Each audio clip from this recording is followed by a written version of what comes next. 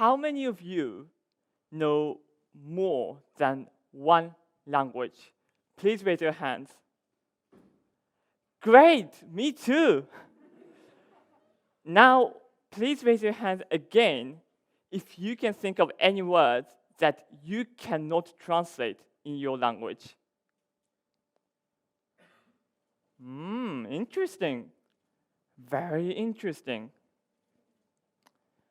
In our globalized society, language plays an important role in communication. So we sometimes need to understand untranslatable words. As a Japanese student in a British international school who has lived in Japan, Russia, and Switzerland and experienced 5 different languages, I had a lot of moments when I struggled to understand untranslatable words. That is why today I would like to suggest how you can understand them. I know this looks a bit ugly, but translation words can be considered like a mathematical function. So I have an input X and output Y. If my input is hola, my output might be bonjour. Sushi might be sushi, but that's another story. Unfortunately, there are some cases when this analogy does not work, and these are untranslatable words. Let me give you an example. Take a few seconds to wonder how many different ways do you think there are to say you in Japanese? Hold up the number of fingers. Okay, we have 1 over there, like English, right? Okay, 5. Wow. 10? Okay, interesting. Well, here's the answer. Many. In Japanese, we use different words for you, depending on the situation, such as the position person I am talking to. This means I use different you for my parents, for my friends, and for my teachers. It is why when I started learning English, I was a bit afraid of using you, because I was worried that I might be calling my teachers my darling.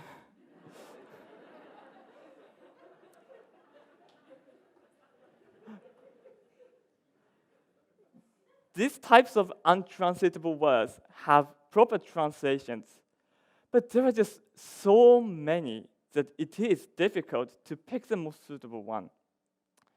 In mathematics, it is like a one-to-many function. So for one input, there are many possible outputs.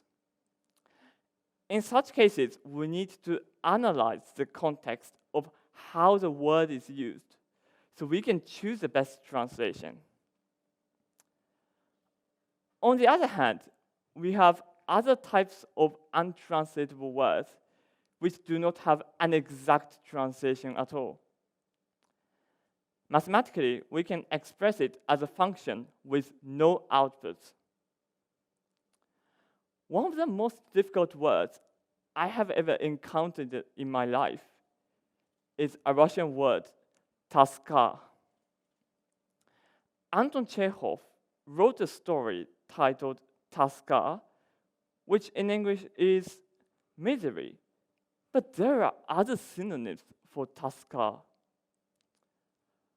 Hopelessness, nostalgia, sadness, monotony, etc., etc.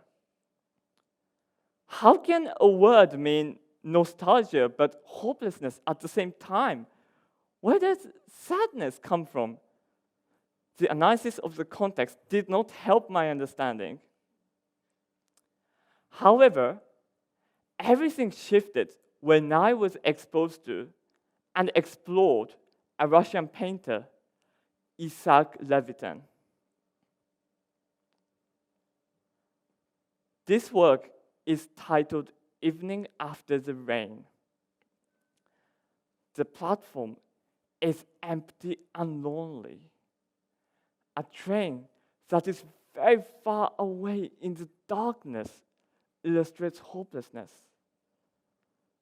The sunset and a tiny wooden station building are creating a dark, monotonous mood.